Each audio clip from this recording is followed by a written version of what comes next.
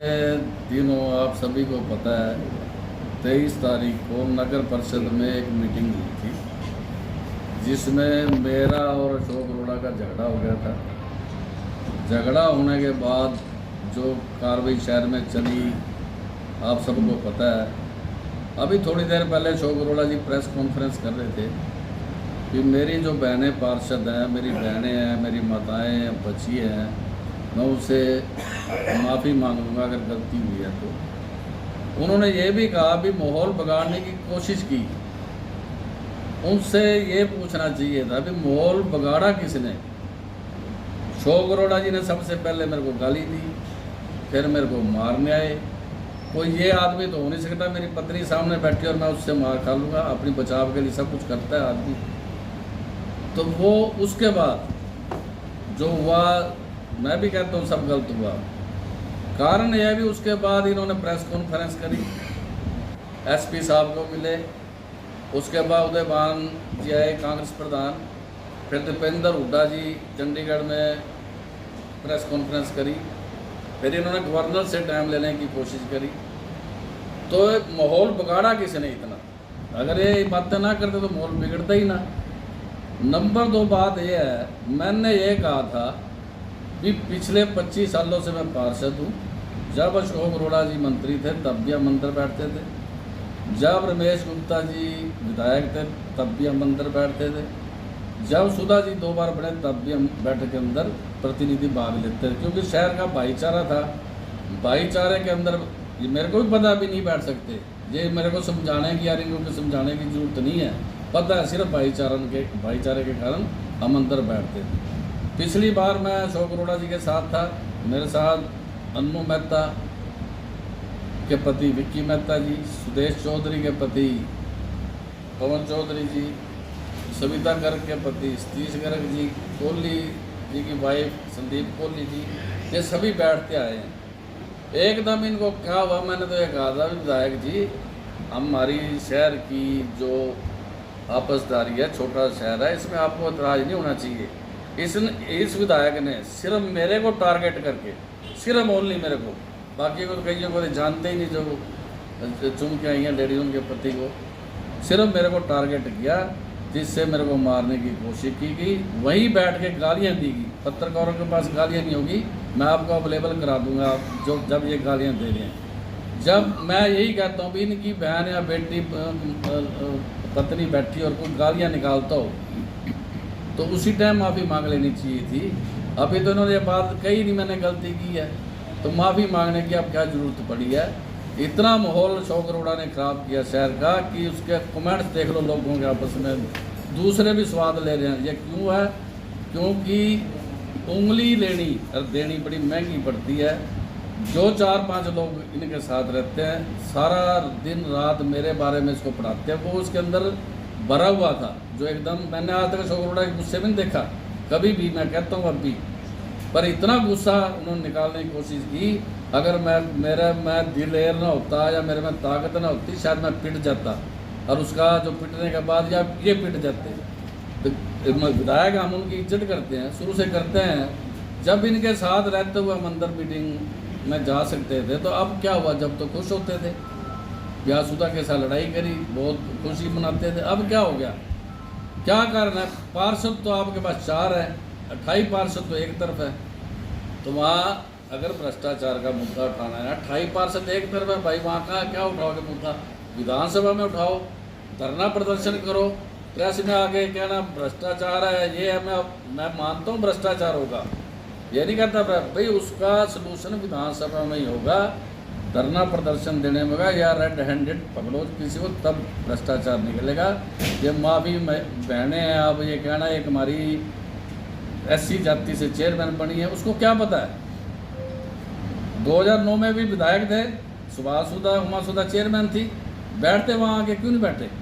क्योंकि वो SC समाज की हमारी बेटी बनी है चेयरमैन, उसको अभी कुछ पता नहीं था, नए MC बने, इसलिए वहाँ आके अपने आप को दिखाने के लिए कि मैं विधायक हूँ। क्योंकि हर आदमी विधायक से सोचते ही बड़ा आदमी है, ये तो है नहीं कि विधायक तो विधायक ही होता है। फिर उनको अपने इन्फ्लुएंस में लेने के लिए ये वहाँ जाते हैं। बाकी इनकी कोई मेजोरिटी नहीं है, 4 MC हैं सिर्फ, 4 के 28 एक तरफ, 4 एक तरफ, वहाँ क्या कर सकते हैं हम? मेजोरिटी की तरफ वही चलेगी। तो यही मैं कहना चाहता था, माहौल जो बिगाड़ा गया है अशोक अरोड़ा जी की तरफ से बिगाड़ा गया, हमारी तरफ से कोई माहौल नहीं बिगाड़ा गया। सुभाष सुधा जी का नाम, सुभाष सुधा जी तो अभी आए ही नहीं। मैं उस दिन गया, मेरे कोई हमारा मैसेज नहीं मिला हमारे को ईओ साहब का, कोई भी मैसेज। हमने ईओ साहब से पूछा भी आपने मैसेज दिया तो हमारे को बताना चाहिए था, कहते हमने तो व्हाट्सएप कर दिया था। व्हाट्सएप तो हम देखते नहीं कई बार, तो यही कारण है कोई मैसेज नहीं आया। हमें भी पता है कि हम अंदर नहीं बैठ सकते, ये एक पत्रकार घूम रहा था अंदर बैठ सकते हैं नहीं बैठ सकते, तो भाई हमें भी पता है, हम बेवकूफ़ नहीं है। 25 साल से हम वो पार्षद हैं, अगर उनकी राजनीति 30-35 साल की है तो 25-30 साल की मेरी भी राजनीति है। ठीक है, उनको टिकट मिल गई, मेरे को टिकट नहीं मिली, इसलिए करके हम पार्षद हैं। तो यही मैं कहना चाहता था, माहौल जो बिगाड़ा गया है विधायक जी की तरफ से ही बिगाड़ा गया। आज बैठक है तो आज क्या निर्णय आज करेगा? बैठक है, वहाँ लेडीज पार्षद जो, हम तो जाते नहीं, वहाँ लिख के दे, फिर सिक्योरिटी के क्या क्या है, माहौल बिगाड़ कौन रहा है? सिक्योरिटी किसके लिए है? सिक्योरिटी भी बदमाश आएंगे वो, वहाँ कोई देखने के लोग आएंगे भाई। अपने आदमी कह दो भाई झगड़ा नहीं करना बस, किस लिए सिक्योरिटी? डीसी साहब को पहले भी मिल गए, खुद वहाँ क्या क्या है भी पत्रकार और प्रतिनिधि नहीं आएंगे, और आप ही आगे तुम्हारे को पत्रकारों कहते हैं भी देखो ये प्रजातंत्र है, ये प्रजातंत्र है, पत्रकार निकाल दिए बाहर। आप खुद देखे यार, जनता टीवी पे इनका इंटरव्यू है, इन्होंने खुद कहा है भी मैं अब भी एप्लीकेशन दे गए सिक्योरिटी लगा दो। भाई शहर के लोग देखेंगे ही क्या हो रहा है, अपनी उनको देखना चाहिए अंदर जाके भी क्या होना चाहिए। बल्कि मैं तो कहता हूँ गैलरी होनी चाहिए चारों तरफ कॉन्फ्रेंस हॉल के बाहर, कि सब लोग देख सकें। विधायक अशोक अरोड़ा कह रहे हैं अगर जब मैंने गाली गलौज किया, अभद्र भाषा का प्रयोग किया, मैं अपनी बहनों से माफ़ी मांग लेकर तैयार। बहुत अच्छी बात है, अगर ये उसी दिन मांग लेते इतनी बात ही ना होती। वो कह रहे हैं मैंने गाली गलौज नहीं करी है, उनकी रिकॉर्डिंग है, आप माफ़ी डांडा के पास उसकी रिकॉर्डिंग है, अगर जाओगे उससे देख लेना कि उनकी रिकॉर्डिंग जब माफ़ी डांडा उठी, उनको अशोक अरोड़ा जी का उसकी झड़प हुई, इसी बात पे भी आप गाली क्यों दे रहे हो? आप गाली क्यों दे रहे हो? इसी बात पे उसकी माफ़ी डांडा की झड़प हुई है, और किसी बात से नहीं। अगर आप कहोगे तो हम आपको गाली वाली भी ला के दे दें। शर्मा जी, आपने कहा कि आप अशोक अरोड़ा की इज्जत करते हैं, पहली बार आपने इतने गुस्से में देखा, भरे हुए थे, किसी ने पंपिंग कर रखी थी। 25 साल का 30 साल का याराना 25 मिनट में खराब हो गया। मैंने कभी भी ओपनली अशोक अरोड़ा के खिलाफ नहीं बोला। जैसे मेरे मित्र हैं, उनके मित्र हैं, उनके सामने मैं बोलता था, ऐसी कोई बात नहीं। क्योंकि मेरे को दुख था भी जिस आदमी के साथ मैं 25 साल रहा हूँ, मेरे खिलाफ 3 उम्मीदवार तारे हैं, तीनों कांग्रेस के। एक उतारा होता या कोई खड़ा होना चाहता होता वार्ड के अंदर, फिर भी बात थी, कोई बात नहीं। कोई खड़ा नहीं होना चाह रहा तब भी इन्होंने उतारे। जब मेरे को गुस्सा था, मैं अपने जो पिछले दोस्त थे मैं कहता था, उनमें से कई दोस्त ज़्यादा चमचागिरी करते हैं उसकी, जाके शहर के टाइम सुबह शाम कान भरने में देखो गालियाँ निकाल रहा था, गालियाँ निकाल। मेरी झड़प तो अशोक अरोड़ा से कई बार हो चुकी है, पहले भी हो चुकी है, कभी नहीं हुई। मैंने ज़िंदगी में पहली बार अशोक अरोड़ा का इतने गुस्से में देखा है, क्योंकि इसको भरा गया था, इतना भर दिया गया था, मेरे को सामने 2 मिनट भी बर्दाश्त नहीं कर सके, इसलिए कुर्सी से उठ के वो और इतनी दूर आए हैं ये पत्रकार। मैं सबको यही कह रहा हूँ, पत्रकार अपनी ईमानदारी दिखाएं तो जिसका कसूर का उसका कसूर निकालना चाहिए। मैं ठीक है पार्षद वो विधायक है, तो लोग ज़्यादा तो जो आदमी विधायक की सुनेंगे ना, विधायक जो कर भी मेरे साथ नजायज हुई, मेरे साथ नजायज हुई, क्या नजायज करी तो तुमने है, तुम क्यों मारने आए मेरे को?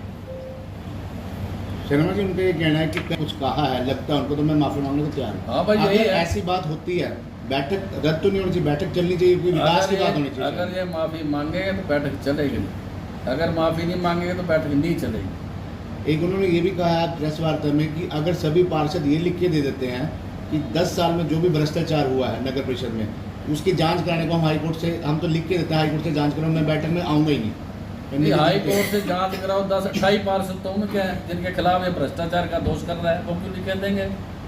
अपनी पार्टी के गेस्ट कैसे लिख के देंगे? अपनी पार्टी से कहें जाके, उनके पार्षद जाए वहाँ जाके भी हम हाई कोर्ट से इंक्वायरी कराना चाहते हैं। कोई आदमी जिसकी पार्टी के आदमी मेजोरिटी हो, और वो कैसे सहन करेगा कि हमारी पार्टी के जो अंदर है अफसर वगैरह, अफसर आपके पास रिकॉर्ड है तो जाओ हाई कोर्ट में जाओ, विधानसभा में जाओ, हम लिख के दें? पागल है क्या? दूसरे पार्षद भी लिख के दें तेरे को, जा तू हाई कोर्ट में बढ़ जा। बड़ो विधानसभा में बोलो, धरना दो विधानसभा में। हमने ट्यूबवेल लगवाए, पानी का ऊंचा बाढ़ था, हमने धरना प्रदर्शन रोड जाम करी है, तब हमारे वार्ड में 7 ट्यूबवेल लगे थे।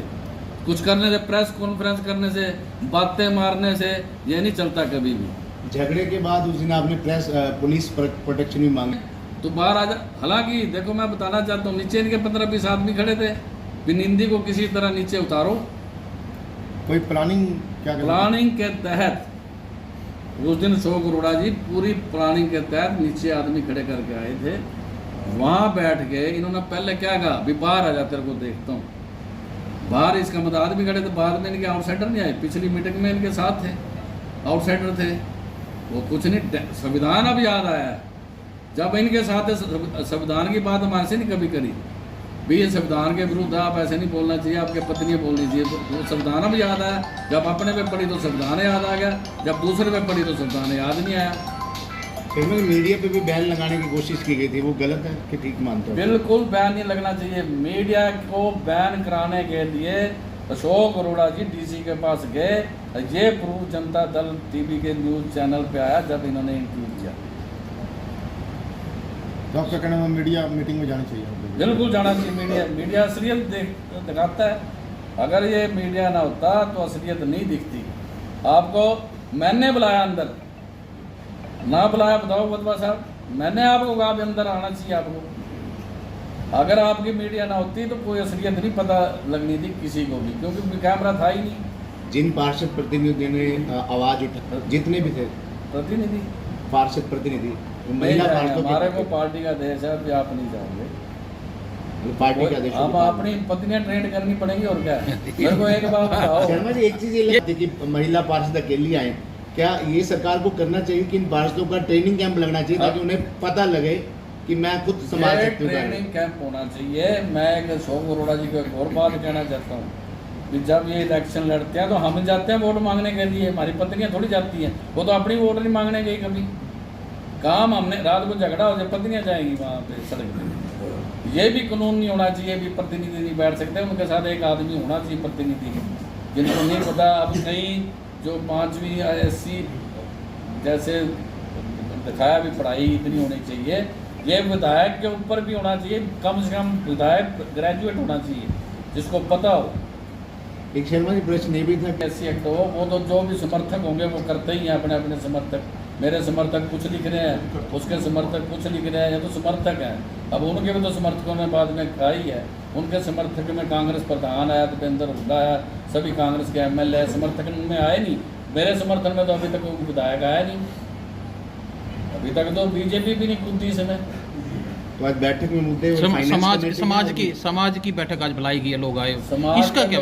समाज के, मेरे समाज के लोग आए थे यहाँ पे भी। क्या बात हुई है, बाहर से क्या है, यहाँ से भी लोकल हैं, सबको पता लगा न्यूज़ के अंदर।